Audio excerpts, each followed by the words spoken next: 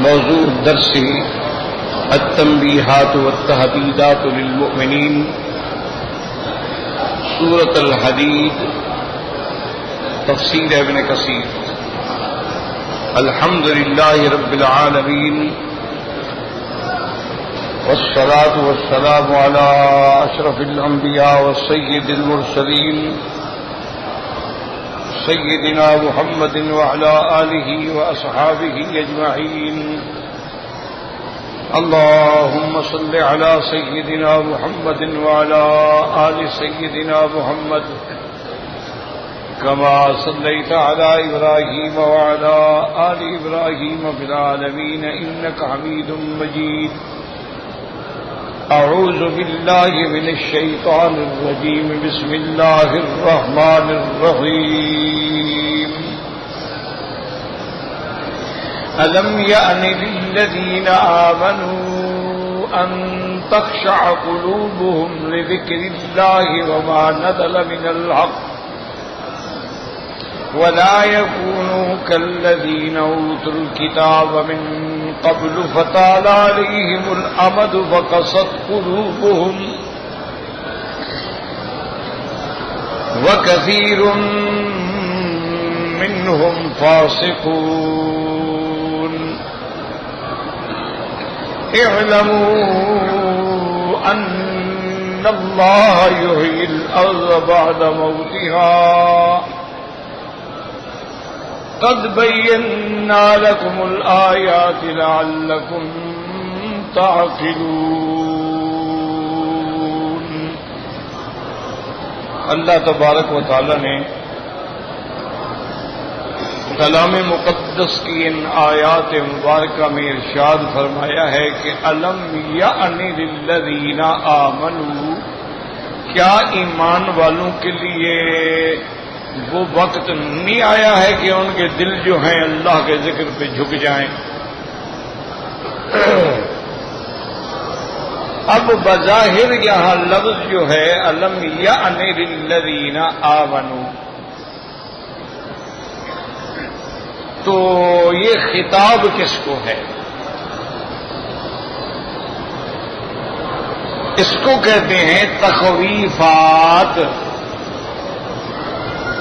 مصطلحات مفسرین میں تحدیدات، تخویفات، تنبیہات، تلمیحات، تخویفات دنیاوی، تخویفات اخروی، یہ مصطلحات ہیں علماء۔ تو اللہ جو فرما رہے ہیں کہ کیا وہ وقت قریب نہیں آیا ایمان والوں کے لیے کہ ان کے دل جو ہے وہ اللہ کے آگے جھک جائیں؟ تو بعض علماء تو یہ فرماتے ہیں کہ یہ خطاب ہے یعنی ان لوگوں کے لیے کہ جو منافق تھے، ظاہراً ایمان لاتے تھے لیکن اندر ایمان نہیں تھا، کیونکہ پچھلی آیات میں بھی ان کا ذکر آ رہا ہے یوم یقول المنافقون والمنافقات للذین آمنوا انظرونا نقتبس من نورکم۔ تو اس لیے ان کو اللہ تبارک و تعالیٰ تنبیہ فرما رہے ہیں کہ ابھی اتنے حالات دیکھنے کے بعد بھی وہ وقت نہیں آیا کہ تم صحیح معنی میں دلی طور پہ اللہ کے آگے جھک جاؤ، نفاق سے نکل جاؤ،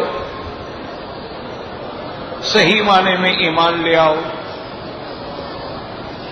تو ایک قول جو ہے وہ یہ ہے،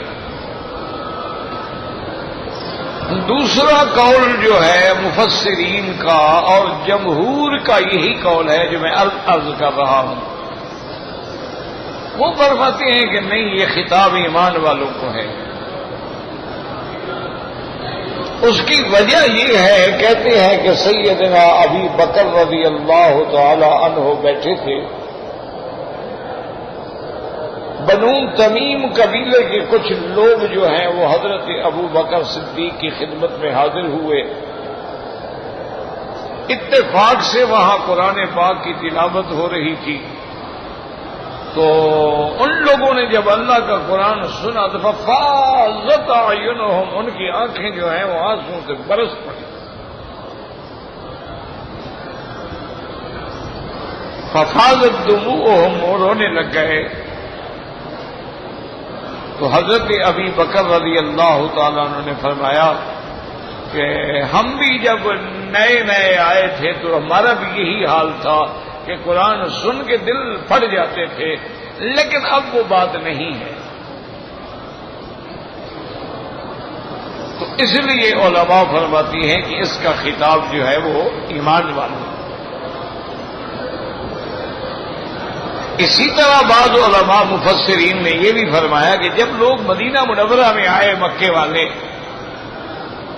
تو مکہ مکرمہ میں تو سختیاں تھیں، مصائب تھے، آلام تھے، شدائد تھے، کچھ بھی نہیں تھا. تو مدینہ منورہ میں آنے کے بعد راحت مل گئی، آرام مل گیا. انصار نے اپنے گھر تقسیم کر دیے، اپنے باغات تقسیم کر دیے. تو اللہ تبارک و تعالیٰ نے، اللہ کی شان ہے، اس کے بعد بدر میں کامیابی ہو گئی. تو اب وہ جو پہلے والی کیفیت تھی وہ یہاں جب آدمی فارغ البال ہو گیا تو مصروف ہو گیا.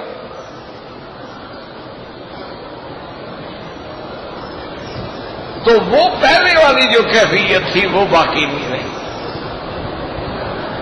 اس کی آسان مثال ہے کہ جب ہمارے لوگ یہاں آتے ہیں، عمرے پہ آتے ہیں یا اقامے پہ آتے ہیں، جب نئے نئے آتے ہیں نا، ماشاءاللہ خود اندازہ لگائیں کہ اس وقت تمہاری تڑپ کیسے ہوتی ہے، تمہارا طواف کیسے ہوتا ہے، کعبے پہ نظر پڑے تمہارے جذبات کیسے ہوتے ہیں، صفا مروہ دوڑ رہے ہوتے ہیں تو تمہاری حالت کیا ہوتی ہے. جب 10-15 دن گزر گیا ہے تو پھر امان اللہ.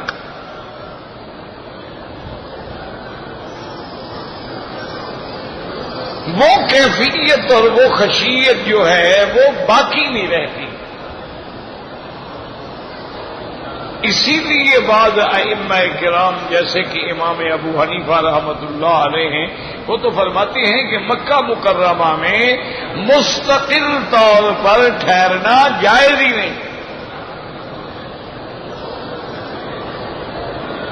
یہ تو باقی ائمہ ثلاثہ فرماتے ہیں کہ نہیں جائز ہے، لیکن امام صاحب کہتے ہیں کہ نہیں، مکہ مکرمہ میں اور مدینہ منورہ میں ٹھہرنا جائز نہیں ہے.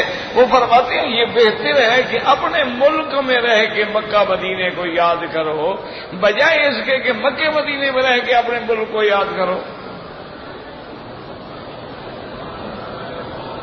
وہ کہتے ہیں اپنے ملک میں ہے تڑپ ہے مکے کی، مدینے کی، یا اللہ ہمیں عمرہ نصیب کر، یا اللہ ہمیں مدینہ منورہ کی حاضری نصیب فرما. ایک ذوق ہے، ایک شوق ہے، تڑپ ہے. جب یہاں آ گئے تو اب فکر ہے جی میری زمین کا کیا ہوا، اور میرے پلاٹ کا کیا ہوا، اور فلیٹ کا کیا ہوا. تو کہنے بھائی یہاں رہ کے اگر ادھر کو یاد کر رہا ہے اس سے تو بہتر ہے کہ پھر ادھر رہ کے اس کو یاد کرو. اور وہ یہ یاد رکھو، ائمہ کرام ہر بات جو ہے وہ کسی نہ کسی حدیث سے لیتے ہیں. انہوں نے ایک تو حضرت عمر کے فعل سے لیا کہ حضرت عمر جب حج ہو جاتا تھا حکم دیتے تھے کہ بھئی اب اپنے اپنے گھروں کو جاؤ، اب مکے میں مت رہو.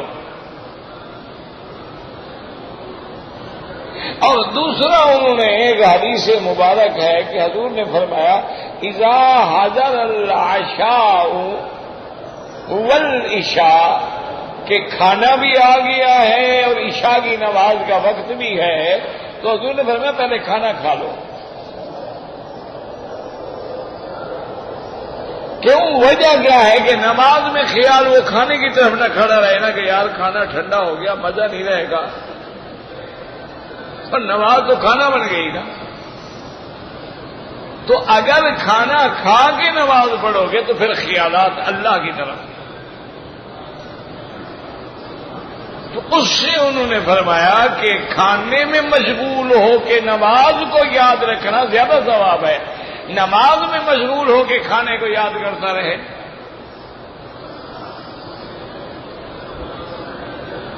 تو بہرحال ان علماء کا یہ قول ہے کہ جب لوگ مدینہ منورہ میں آ گئے، صحابہ کو آرام مل گیا، آسانیاں مل گئیں، آسائشیں مل گئیں، تو وہ بات نہیں رہی جو پہلے والی تھی. لازمی بات ہے، فطرت انسانی ہے فرق تو آتا ہے نا.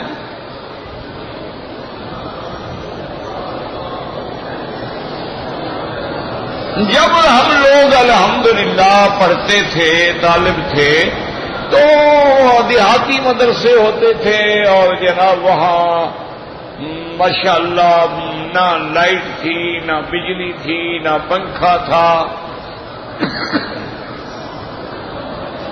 اور چارپائیاں ہوتی تھیں اور ان پہ بھی کوئی بستر نہیں، کچھ نہیں، بڑے سے بڑا کوئی پرچھا بچھا دیا یا کوئی کھیس گھر سے لے آئے تو بچھا دیا. تو اس حال میں الحمدللہ تہجد کبھی نہیں قضا ہوتی تھی.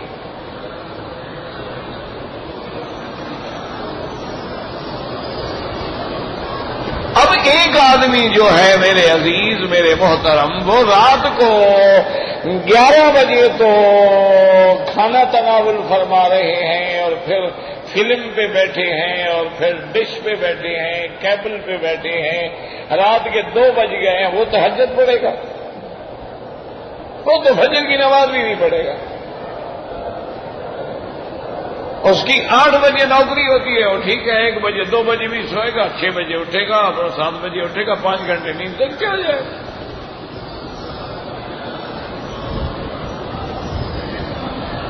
تو یہ قاعدہ ہے، خدا کی قدرت ہے کہ جتنا مشقت ہو اور تو پھر اللہ کی یاد میں ایک نرالی لذت ہوتی ہے. اسی لیے یاد رکھیں کہ جو بڑے بڑے بزرگ گزرے ہیں نا، اولیاء اللہ گزرے ہیں، تو وہ اپنے مریدین کو سبق دیتے تھے. وہ کہتے تھے کہ کچھ حاصل کرنا ہے تو پھر ان چیزوں کو، سبق کو لازم پکڑو. قلت الطعام، کھانا تھوڑا کھایا کرو. قلت الکلام، باتیں زیادہ نہ کیا کرو. یہاں بیٹھے چھڑے ہوئے ہیں، ہم ایسے باتیں کر رہے تھے جیسے کوئی پکنک پہ آئے ہوئے.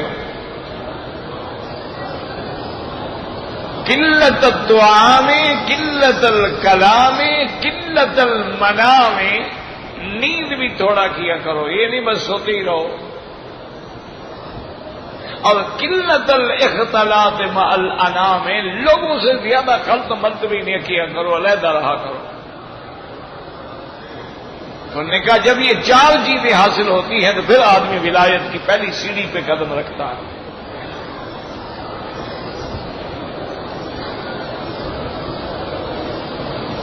تو اس لیے بعض مفسرین فرماتے ہیں کہ یاد رکھو یہ مومنین کو خطاب ہے کہ ان کی وہ کیفیت جو تھی نا وہ بدل گئی.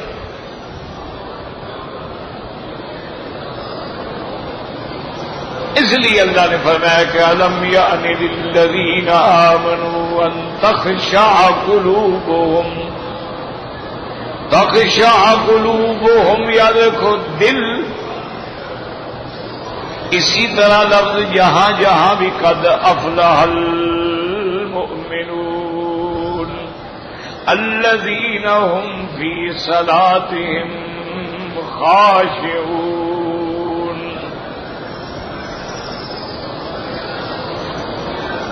تو خشوع کا معنی یہ ہوتا ہے، اصل تو بظاہر خشوع کا معنی ہوتا ہے جھکنا.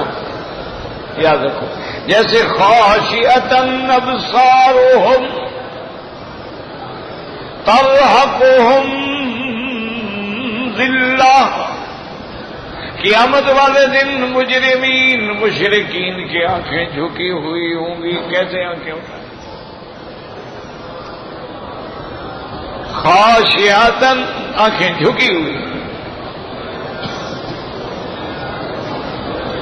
اسی طرح اللہ تبارک و تعالی نے مومنین کی صفتوں میں فرمایا ہے کہ خشعاً سجدا، خشوع بھی ہے اور اللہ کے آگے سجدے میں بھی پڑے. اور خشوع جو ہے نا یاد رکھو یہ دل کی چیز ہے. اب علماء فرماتے ہیں کہ قرآن کہتا ہے کہ خاشعۃ ابصارهم، ان کی آنکھیں جھکی ہوئی ہوں گی. تو خشوع تو ہوتا ہی دل میں ہے، تو پھر آنکھوں کا کیا تعلق ہے؟ انہوں نے فرمایا خشوع دل میں ہوتا ہے، اس کا اثر جو ہے وہ آنکھوں سے ظاہر ہوتا ہے۔ اگر آپ کے دل میں خشوع ہوگا تو آپ کی آنکھوں میں بھی حیا ہوگا، اور اگر آپ کے دل میں خشوع نہیں ہوگا تو آنکھوں میں بھی کوئی حیا نہیں ہوگا۔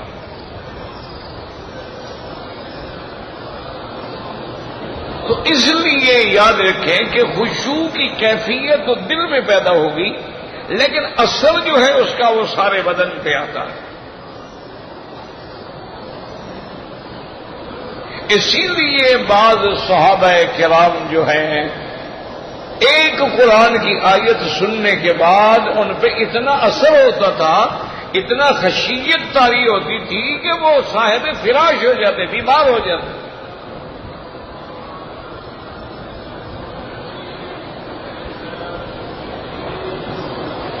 اسی لیے مومن جب قرآن پڑھتا ہے اور جہنم کا ذکر آتا ہے، مکذبین کا ذکر آتا ہے، مشرکین کا ذکر آتا ہے، عذاب قبر کا ذکر آتا ہے، عذاب حشر کا ذکر آتا ہے، وہ مطلب کانپ جاتا ہے۔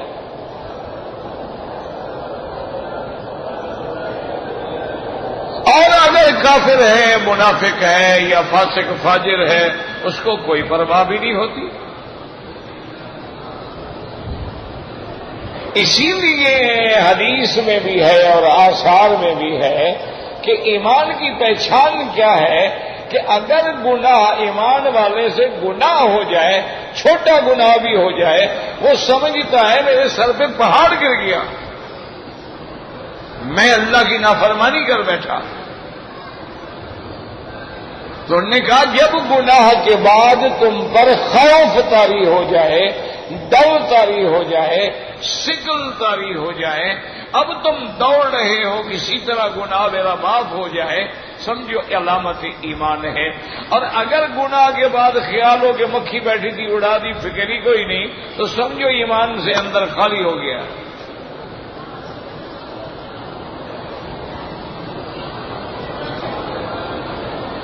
تو اس لیے علماء فرماتے ہیں کہ یہ خطاب مومنین کو ہے، أَلَمْ يَعْنِ لِلَّذِينَ آمَنُوا أَن تَخْشَعَ قُلُوبُهُمْ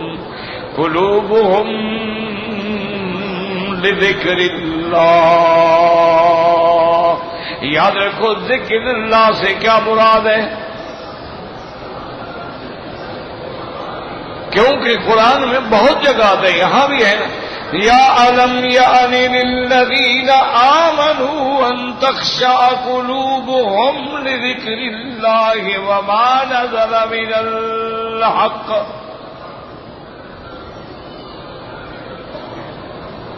تو لِذِكْرِ اللہ سے کیا مراد ہے؟ بعض علماء رحمہم اللہ تعالی فرماتی ہیں کہ ذکر اللہ سے مراد یہاں مطلقاً ذکر ہے، وما نزل من الحق سے مراد قرآن ہے۔ حالانکہ قرآن بھی ذکر ہے، انہ لذکر لک ولقومک انا نحن نزلنا الذکر وانا لہ لحافظون۔ قرآن ذکر ہے، لیکن ایک ذکر خاص ہے اور ایک ذکر عام ہے۔ اب نماز جو ہے یہ بھی ذکر ہے، اقیم الصلاۃ لذکری، اور ذکر سے مراد مطلق ذکر سبحان اللہ والحمد للہ لا الہ الا، یہ بھی ذکر ہے۔ تسبیح ہے، تحمید ہے، تقدیس ہے، تحلیل ہے، سب ذکر ہے۔ اور پھر یاد رکھیں ہر عبادت کی ایک حد ہے، مسئلہ اچھی طرح سمجھیں، اللہ کرے قرآن کی ایک آیت سمجھ آ جائے تو خدا کا شکر کرو۔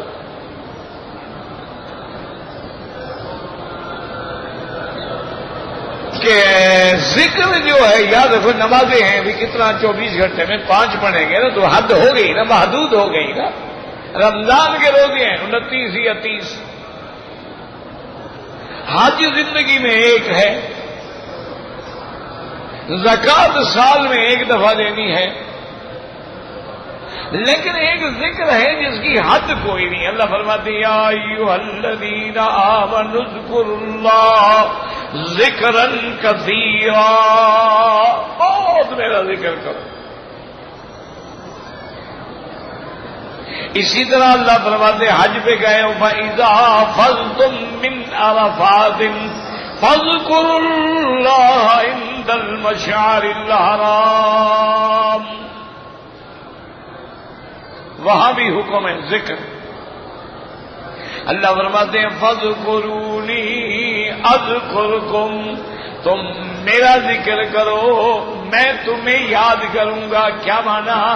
یاد کرنے کا معنی یہ نہیں ہوتا ہے، سمجھ لو کہ ہم جب کہیں گے یا اللہ یا اللہ یا اللہ تو اللہ فرمائیں گے اے میرے بندے مکی میرے بندے، یہ نہیں ہے، یہ غلط ہے کہ تم میرا ذکر کرو میں تیرا ذکر کروں گا۔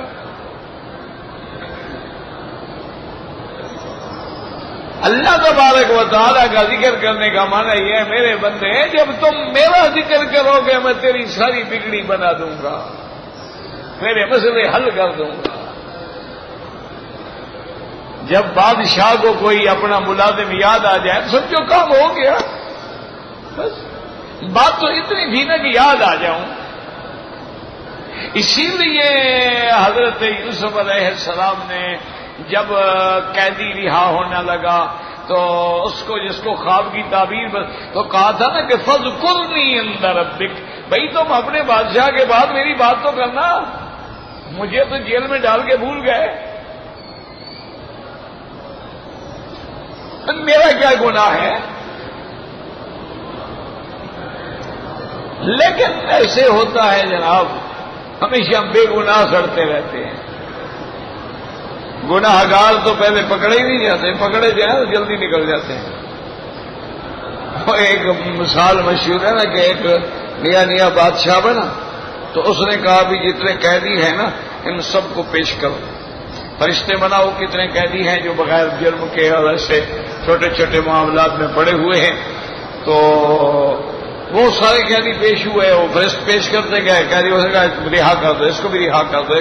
اتنی دیر میں ایک قیدی بیچارہ بڑی فریاد کرنے لگا، بادشاہ نے کہا تمہیں کیا ہو گیا ہے، تم کیوں رو رہے ہو؟ اس نے کہا جناب میں تو آپ کے باپ کا وزیر ہوں، لوگوں سے پوچھ لیں، مجھے تو ایک دن بادشاہ نے مذاق میں کہا تھا کہ چلو جاؤ جیل، میں جیل چلا گیا، بادشاہ بھول گیا، تو میں تو بلا وجہ پڑا ہوا ہوں، باقی تو کسی کو چھوڑو نہ چھوڑو میرے حال پہ رحم کرو۔ تو بادشاہ کھڑا ہوا، اس نے کہا سب کو چھوڑ دو، اس کو رہنے دو، بابو کی نشانی ہے، پڑی رہے تو اچھا ہے۔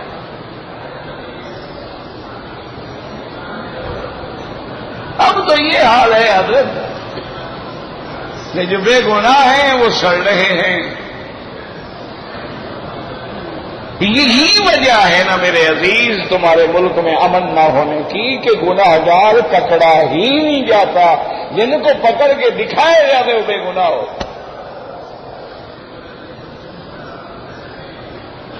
ان کی چمڑیاں ادھیڑ لی جاتی ہیں، ان پہ جناب رولر چلا دیے جاتے ہیں، اگر جو کہو وہ کہیں گے۔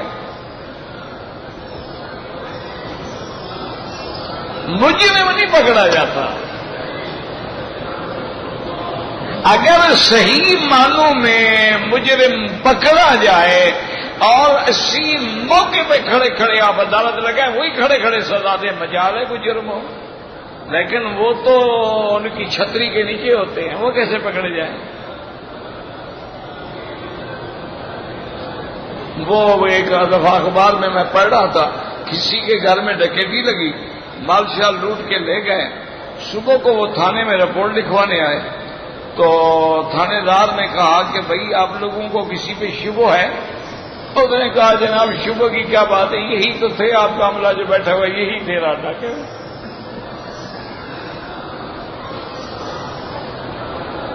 شبہ کی کیا بات ہے؟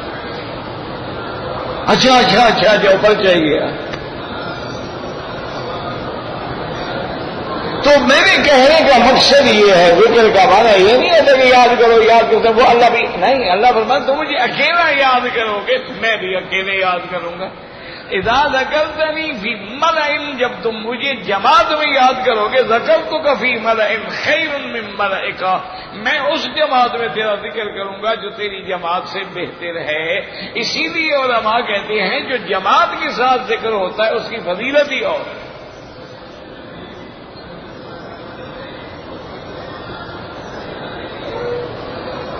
آخر کوئی حکمت تھی تو اللہ تبارک و تعالیٰ نے فرمایا وَسَخَّرْنَا الْجِبَالَ يُسَبِّحْنَ مَعَهُ، ہم نے پہاڑوں کو حکم دے دیا کہ میرے داؤد کے ساتھ تم بھی تسبیح اور ذکر میں شریک ہو جاؤ۔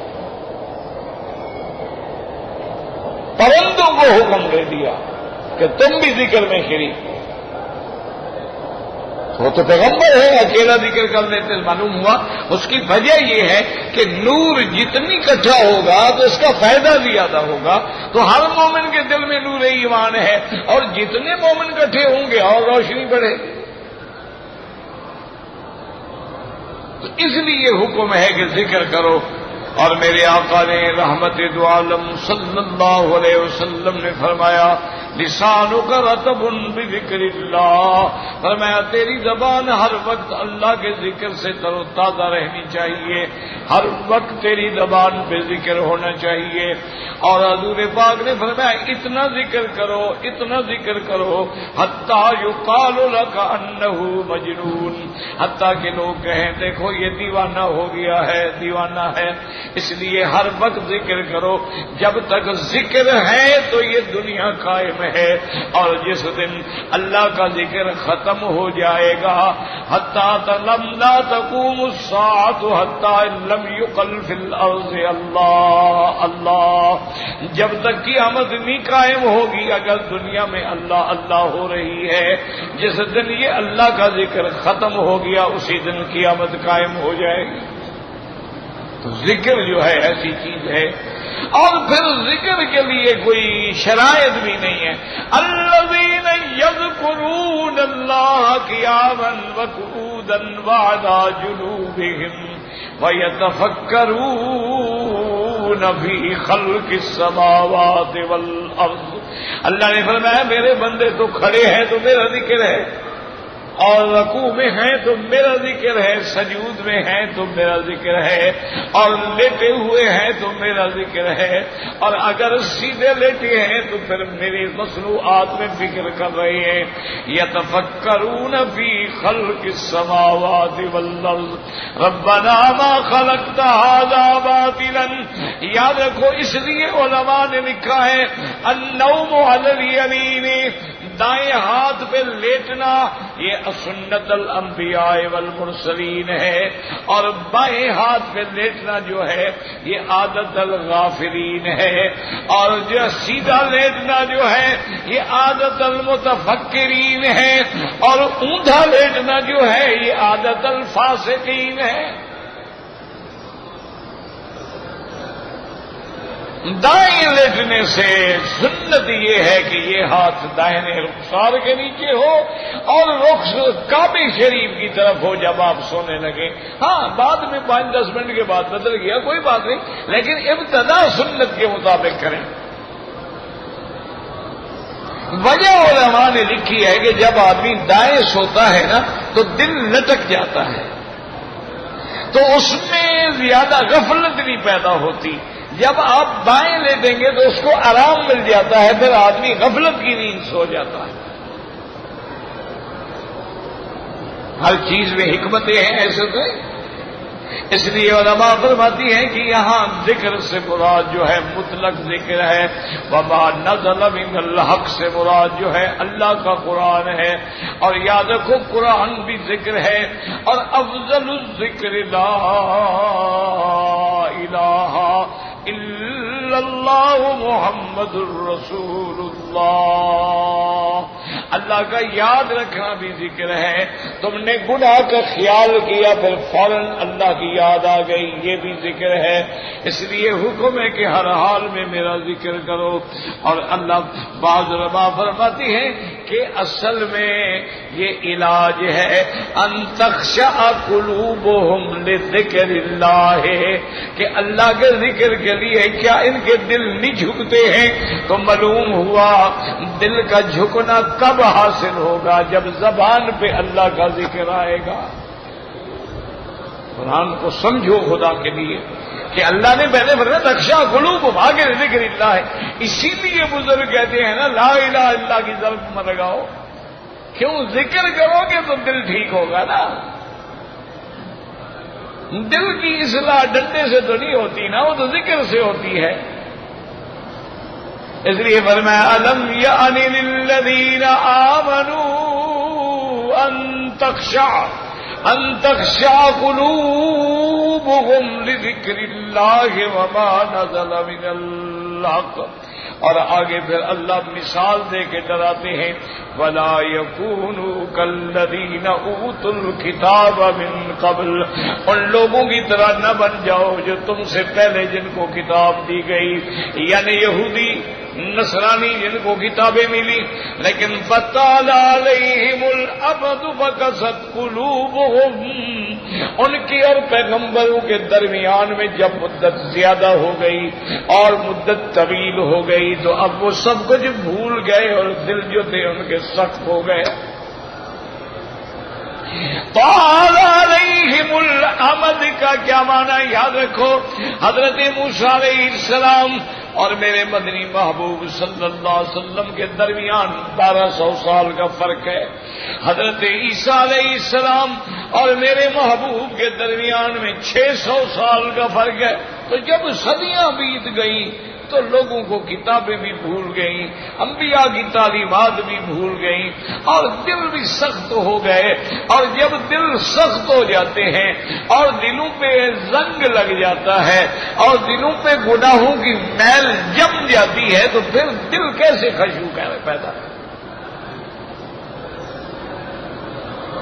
اسی لیے کئی مقام پہ قرآن کہتا ہے کلا بل ران علی قلوبہم، اور کئی مقام پہ فرماتا ہے ختم اللہ علی قلوبہم، اور کئی مقام پہ فرماتے ہیں اولئک الذین طبع اللہ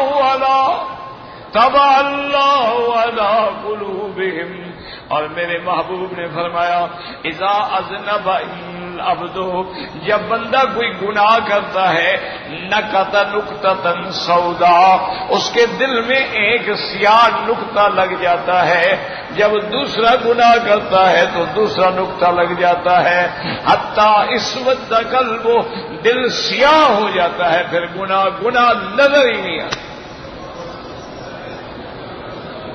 اب دیکھو نا جی، مثلاً ایک آدمی ہے پہلی دفعہ اگر اس کو داڑھی مڈانی ہونا بڑا سوچتا ہے، پھر دوسری دفعہ، پھر تیسری دفعہ، پھر اتنی عادت ہو جاتی ہے کہ داڑھی مڈائے بغیر گھر سے نہیں نکلتا، جی میرا شیو بڑا ہوا ہے، لوگ کیا کہیں گے؟ اب اس کو شیو برا لگ رہا ہے، وہ کہتے ٹھہرو یار میں ذرا شاور لے لوں، شیو کر لوں، اس حالت میں چلوں تمہارے ساتھ۔ وجہ کیا ہے کہ دل سیاہ ہو گئے ہیں۔ اگر اس کے دل میں ذرا بھی اللہ کا خوف ہوتا کہ بھئی یہ تو سنت محمد مصطفیٰ ہے، یہ تو حضور کا فرمان ہے اور ایسی سنت ہے جو ہمیشہ حضور کے چہرے پہ رہی۔ وہ ایک بہت بڑے شاعر گزرے ہیں نا، ان کی کتابیں پڑھ کے افغانستان سے ایک پٹھان آیا ان کی زیارت کرنے کے لیے، ان کے مقام پہنچا دہلی میں، پوچھا کہ جی وہ فلاں کہاں ہے؟ تو انہوں نے کہا جی وہ تو حجامت کے لیے گئے ہیں۔ تو اس نے کہا بھی وہ حجامت کی دکان کا مجھے بتاؤ، میں تو اتنا دور سے آیا ہوں پیدل چل کے، بہت حیات کا اللہ کو پتہ ہے، پھر زیارت نہ ہو۔ تو انہوں نے کہا وہ سامنے دکانیں، وہاں گیا تو وہ کپڑا پہن کے داڑھی منڈوا رہے تھے، آدھی داڑھی منڈوا چکے تھے۔ اس نے پوچھا کہ بھئی وہ فلاں، میں نام خود ہی لے رہا کہ فلاں آدمی جو ہے وہ کہاں ہے؟ انہوں نے کہا یہی تو ہے۔ تو اس نے کہا انا للہ و انا الیہ راجعون۔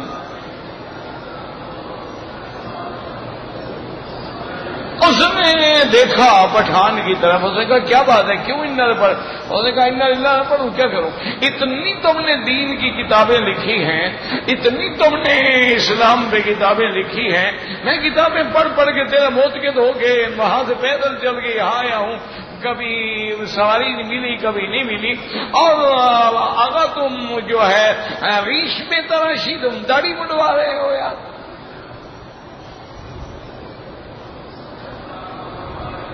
تو وہ شاعر آدمی تھا نا، تو اس نے فوراً کہا خان صاحب من ریش میں تراشم کسیرا دل نمی تراشم، میں اپنی داڑھی منڈوا رہا ہوں، کسی کو مسلمان کا دل تو نہیں کاٹ رہا ہوں نا. اور نے کہا تم دل مصطفیٰ راہ میں تراش. نے کہا بغیرت تو محمد مدنی کا دل چرا رہے ہیں. تو تمہیں شرم نہیں آتی؟ اتنی ڈٹھائی کر رہے ہو. یہ کس نے داڑھی کا حکم دیا ہے؟ ہم نے خود رکھی ہے. سکھوں کی طرح ہمیں گرو نانک نے کہا ہے، یہودیوں کی طرح ہمیں ان کے رہبان و احبار نے، ہمیں تو محمد مصطفیٰ نے کہا ہے، رحمت دو جہاں نے کہا ہے. تو جب اس کی خلاف ورزی ہوگی تو گویا ہم حضور کو نقصان پہنچا رہے، حضور کے فرمان کو کاٹ رہے ہیں. تو اس نے نائی کو کہا، اس نے کہا بھائی ہاتھ روک دو. اس نے کہا کیا ابھی تو حضرت آدھی داڑھی ہے تو پوری ابھی تو پوری. انہوں نے کہا نہیں بس جب فرمان حبیب پہنچ گیا تو اب مجھے شرم آتی ہے کہ مصطفیٰ کے حکم پہ اس طرح چلا. ساری زندگی پھر داڑھی نہیں مٹائی، آدھی چھوٹی تھی آدھی بڑی تھی. بس دل کو لگ گئی بات سمجھ آ گئی. ایک ہم ہیں ماشاءاللہ طواف بھی کر رہے ہیں، حجر اسود پہ بوسہ دینے پہ بھی لڑ رہے ہیں، ملتزم پہ بھی چہرے رگڑ رہے ہیں، اور سبحان اللہ کالی کملی والے کے روزے کے لیے بھی تڑپ رہے ہیں، اور سنت چٹ.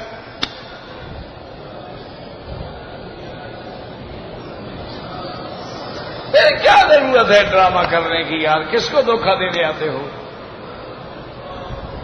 اگر اپنے آپ کو نہیں بدلنا ہے، دیکھو نا تم لڑکے کو پڑھنے کے لیے بھیجتے ہو ہارورڈ میں، آکسفورڈ میں، کسی اور یونیورسٹی میں، واپس آتا ہے وہ پینٹ پہنتا ہے، شرٹ پہنتا ہے، چھری کانٹا پکڑتا ہے، بائیں ہاتھ سے کھاتا ہے، اس پہ انگریز کی تہذیب کا اثر ہو جاتا ہے. تم پہ حضور کی تہذیب کا کوئی بھی اثر نہیں ہوتا. تو کیا ضرورت ہے پھر آنے کی؟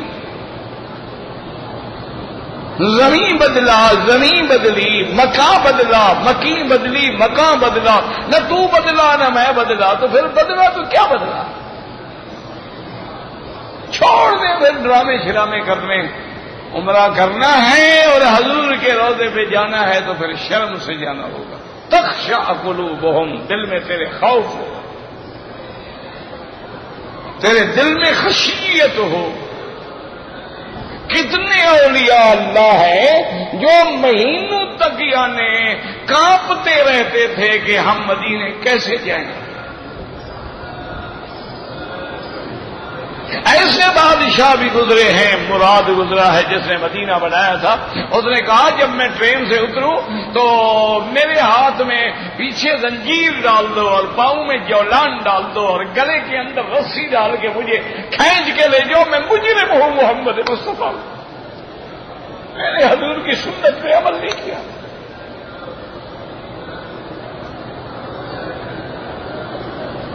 ایک تم بڑے بہادر لوگ ہو بھائی، جب چاہو حضور کو گھر بھی بلوا لیتے ہو اور یہاں بھی آ جاتے ہو اور صلاۃ و سلام بھی پڑھتے ہو، فرق بھی کوئی نہیں پڑتا ہے. ٹھیک ہے، انا للہ و انا الیہ راجعون. اور کیا کہہ سکتے ہیں ہم؟ مولوی جیسے عطا اللہ شاہ بخاری فرماتے تھے کہ مولوی مکی ہمیں کہنے کی عادت ہو گئی ہے، ان کو سننے کی ہو گئی ہے. ہم کہتے چلے جائیں گے، یہ سنتے چلے جائیں گے، بات نہیں مانیں گے. یہ بات ان کی مانتے ہیں جن سے ان کو نوکریاں ملتی ہیں. یہ بات ان کی مانتے ہیں جن سے ان کو گریڈ اپ گریڈیشن ملتی ہے. ہم مولوی کی بات کیا مانیں گے؟ تمہاری مرضی. لیکن یہ بات یاد رکھنا، اللہ کے کعبے میں بیٹھے ہو، قیامت میں یہ نہ کہنا کہ ہمیں کسی مولوی نے بات بتلائی نہیں تھی. ہم نے کہہ دیا آگے تیری مرضی ہے. اس لیے اللہ فرماتے ہیں کہ ان کی طرح نہ ہو جاؤ وَلَا يَكُونُوا كَالَّذِينَ أُوتُوا الْكِتَابَ مِنْ قَبْلُ فَطَالَ عَلَيْهِمُ الْأَمَدُ فَقَسَتْ قُلُوبُهُمْ، اور جب دل ان کے تنگ ہو گئے نتیجہ کیا ہوا؟ وَكَثِيرٌ مِّنْهُمْ فَاسِقُونَ، بلکہ اکثر ان کے حد سے نکلنے والے، ایمان سے نکلنے والے تھے۔ اب آگے اللہ نے اشارہ کر دیا اعلموا ان اللہ یحیی الارض بعد موتها قد بینا لکم الآیات لعلکم تعقلون۔ اللہ فرماتے ہیں میرے بندے جان لے، سمجھے مردہ زمین کو کون زندہ کرتا ہے؟ اللہ اشارہ کر دیا کہ جیسے میں پانی برسا کے مردہ زمینوں کو زندہ کر دیتا ہوں، تم بھی میرا ذکر کرو، میں تیرے مردہ دل کو بھی زندہ کر دوں گا۔ ہاں ایسے تو نہیں نا، یہاں کیا ذکر آ گیا تھا اس آیت کا؟ اعلموا ان اللہ یحیی الارض بعد موتها، آگے فرمایا قد بینا لکم الآیات، میرا بندہ میں نے نسخہ تو تمہیں کھلا کھلا بتلا دیا ہے، لیکن عقل کر، اگر عقل کر لے گا تو میں پھر ذکر اللہ سے تیرے مردہ دل کو بھی زندہ کر دوں گا۔ دعا کرو اللہم الہم رشدنا واعذنا من شرور انفسنا، اللہ اللہ ربی ولا اشرک بہ شیئا، اللہم اجعل لنا وللمسلمین من کل ہم فرجا ومن کل ضیق مخرجا ومن کل بلاء عافیہ۔ اللہ اکبر۔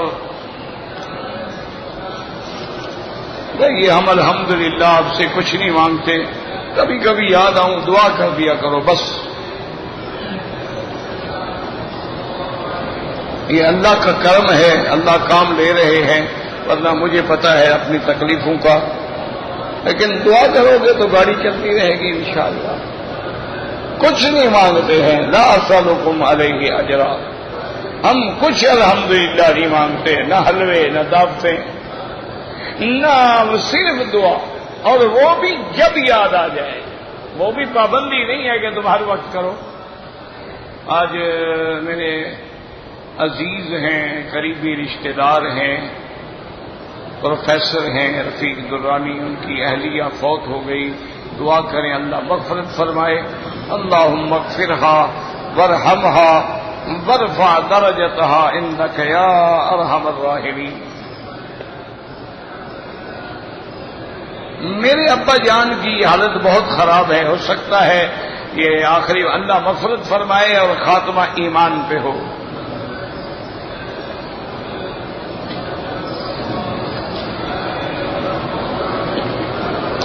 ایک آدمی ایئرپورٹ سے احرام باندھ کے آئے، طواف کرنے کے بعد تھک گئے، نیند آ گئی، اور نیند کے بعد ہوٹل چلے گئے، وہاں جا کے سو گئے۔ سونے کے بعد اٹھے، ماشاءاللہ کپڑے شپڑے اتار کے احرام کھول دیا، سبحان اللہ۔ یہ ہے نا جی، دیکھے نا کیسا شوق ہے عمرے کا۔ بیچارے آگ تو پہلے تم سو جاؤ، اپنی تھکان نکال لو، عمرہ بعد میں کر لو، کوئی مسئلہ نہیں۔ اب جناب آپ پر ایک بکری بطور دم آ گئی کہ آپ نے صفا مروا بھی نہیں دوڑے، بال بھی نہیں کٹائے، عمرے کو برباد کر دیا۔ وہ آتے تھوڑے ہیں عمرے کے لیے، ایک پیکج ہے، شو ہے، دکھانا ہے کہ جناب میرا پیکج 5 سٹار ہوٹل کا تھا اور 4 سٹار ہوٹل کا تھا، اور بڑا مزہ آیا جناب، بالکل حرم شریف کے قریب ہوٹل تھا، لیکن الحمدللہ ہم نے بھی کبھی نماز نہیں پڑھی۔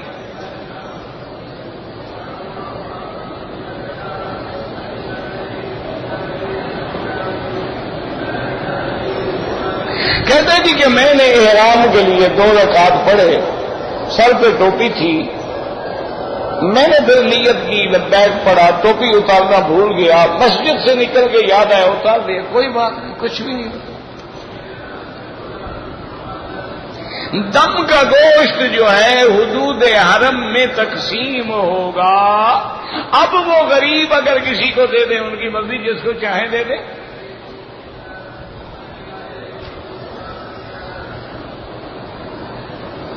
کہتے جی کہ ایک پادری نے اللہ کے قرآن کے بے حرمتی کی ہے.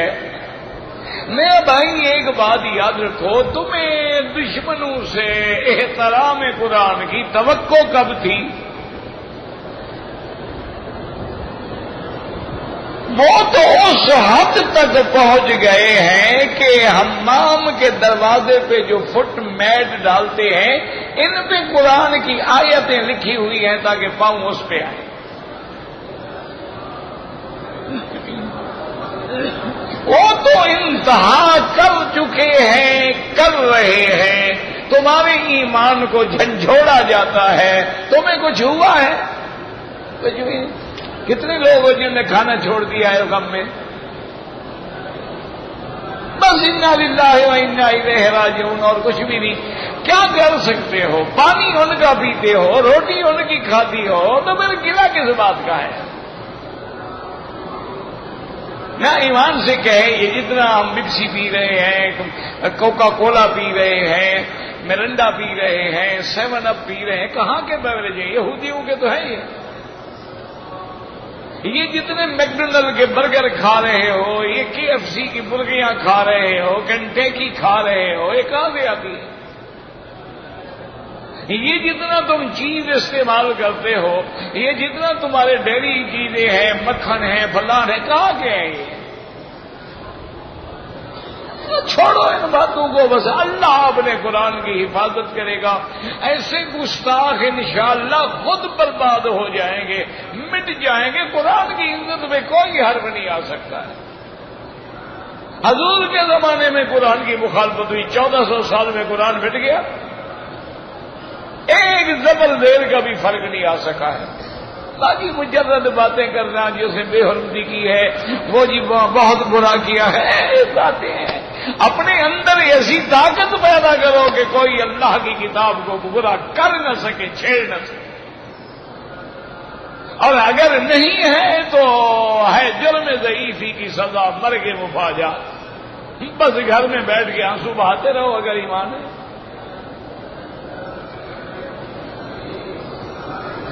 کہتے جی کہ اگر درود میں لفظ مولانا لکھا ہوتا ہے کوئی حرج نہیں، لیکن بعض علماء اس کا استعمال جائز نہیں سمجھتے.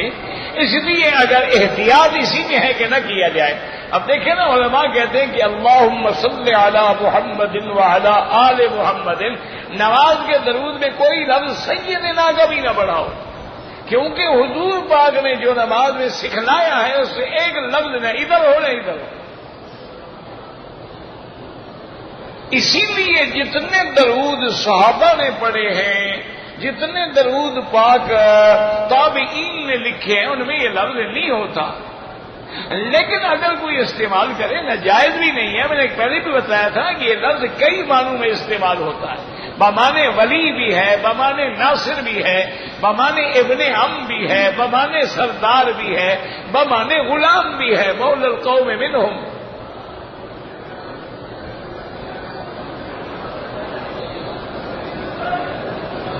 تو یہی میں نے بتا دیا ہے نا. آپ کو بھی تو مولانا کے بغیر چین نہیں آتا نا. کہتے ہیں جی کہ میرے بیٹے کا نام ہے قاسم، اگر مجھے ابو القاسم کہیں کوئی حرج نہیں. جمع نہ کرو کہ حضور کا نام اور کنیت دونوں جمع نہ ہوں، ایک تو ہو سکتا ہے نا.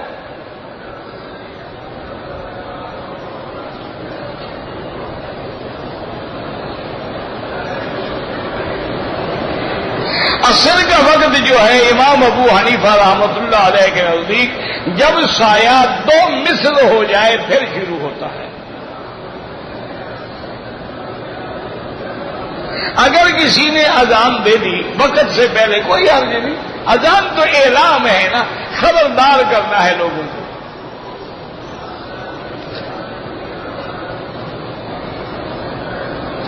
اگر فرض نماز کے بعد ہم امام کی دعا کی انتظار کریں بالکل نہیں.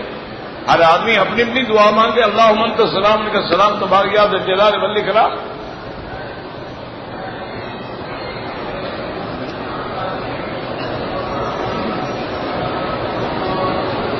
کہتے ہیں جی کہ مجھے ایک آدمی ملا تھا، اس نے کہا کہ جنت المعلا جو ہے یہ جنت المأوا ہے، کوئی حرج نہیں، دونوں باتیں ٹھیک ہے۔ معلا بھی اس لیے ہے کہ یہ مکے کی جانب اعلی ہے، اور یہ مکے کی جانب اسفل ہے، اس لیے کہتے ہیں محلہ مسفلا، اسفل سے مسیال ہے، یہ اعلی ہے، اس لیے اس کو اعلی کہتے ہیں۔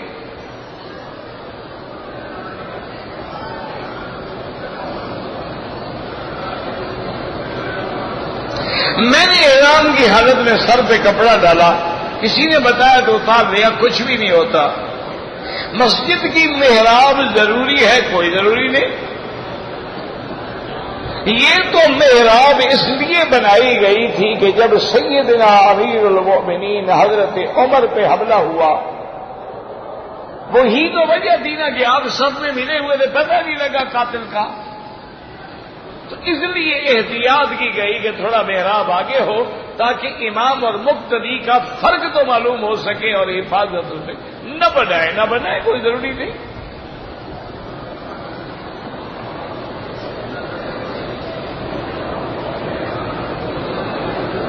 مدینہ منورہ میں جو آدمی چل کے مسجد قباء جائے گا، 2 رکعت پڑھے گا، اس کو عمرے کا ثواب ملے گا، اس کے والدین کو نہیں۔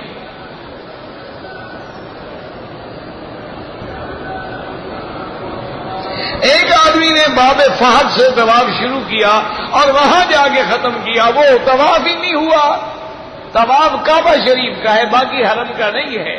وہ دوبارہ طواف کرے، صفا مروا دوڑے، اگر بال کٹا دیے ہیں تو عمرہ دوبارہ کرے، دم بھی دے۔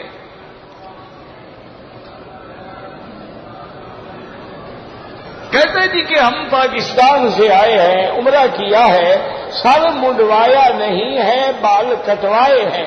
اگر سارے سر کے بال کٹائے ہیں تو ٹھیک ہے، اگر ٹک لگائے ہیں، 2 ادھر سے 2 ادھر سے، تو دم پڑ گئی۔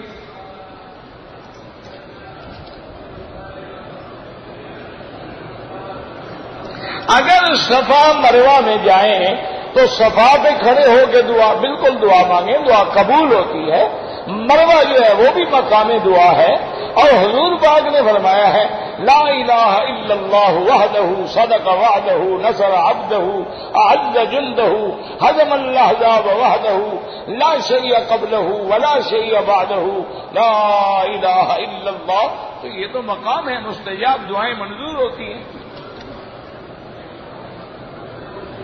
50 طواف پر کوئی فضیلت نہیں آئی ہے، ایک طواف اللہ قبول کر لے تو بہت بڑا ہے۔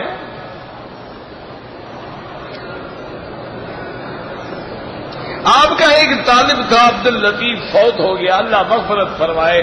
اللہم اغفرہ ورحمہ وتجاوز عنہ، اللہم اغفر لجمیع المسلمین والمسلمات والمؤمنین والمؤمنات الاحیاء منہم والاموات۔